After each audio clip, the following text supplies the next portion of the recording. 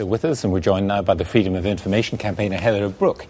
There is something in this, isn't there? That people want transparent government and so on, but if everybody thinks that everything they do is somehow going to get out into public, it doesn't make government work very well. That's actually not true, because that would mean that in countries where they've had a Freedom of Information Act for a long time, they would not have any records. And at least from my experience, having worked as a reporter in America, I found the records that I went through there much more extensive than what I see when I make Freedom of Information requests in Britain, where they don't feel that they ever have to account to the public. So they will pass incredibly expensive and hugely transformative policies, basically on the back of an envelope. You know, they won't have gone through a whole sort of argument that they want to show the public to say, this is the reasoning process we went through, this is all the cost analysis we did, here's why we made this decision, so that you will then accept it. I can understand why for the people in government it might be an irritation to have to do Freedom of Information requests, but is it really a problem? Does it stop government working? I don't think Gordon's, in this case Tony, because he calls himself an nincompoop, is saying get rid of the Freedom of Information Act. It's an important piece of legislation. It was in our manifesto. We've passed it. There were difficulties. There were arguments against it, but it's now part of the scene and people can ask. What Tony was actually highlighting, you know, if you sat in a cabinet committee or you've in fact had cabinet meetings or those sort of things, if you want to have a proper discussion, then frankly what's beginning to happen, you might have the discussion out in the alleyway instead of it going to the papers. That's not true, because nobody has ever been able to get any cabinet minutes. Yeah, well, I know, but you've been asking for them, so please, come on, that's one of the things you want. He's pointing out... And you have a right to ask for them. Well, hang on, let me just give an answer. Can I give an answer? I've been asked the question.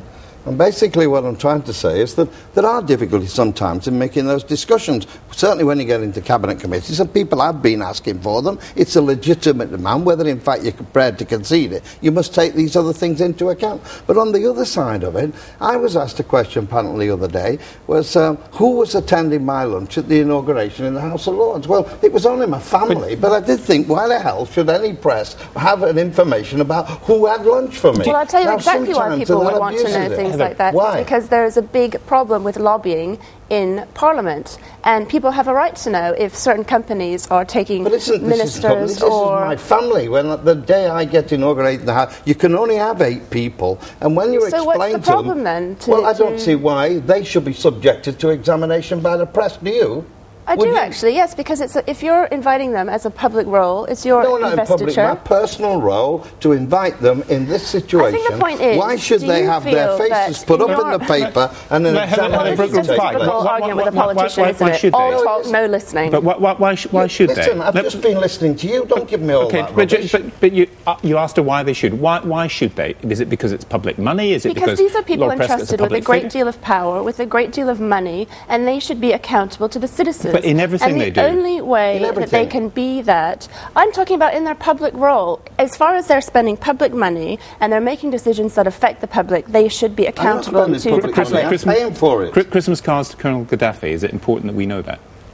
Well, I mean, the point about this law is there's always a case-by-case basis, and the determining factor on every case is about the public interest. Is it in the public interest? So I can make an argument about why I should or why I would think it is or is not in the public interest, but that's something that every case is decided on. But to make this speculative argument that freedom of information is an idiotic law just because of some very made-up harm. This idea of cabinet minutes being just thrown out willy-nilly into the public, it doesn't happen. Nobody has said it's an idiotic law. I started off, you don't listen, I started off saying it was a manifesto commitment. No political party done it before Labour. We brought it in. We have it in operation. And you're only sitting here because we did it. The cabinet minister who so successfully tried to implement it was then sacked for his success. Who's that?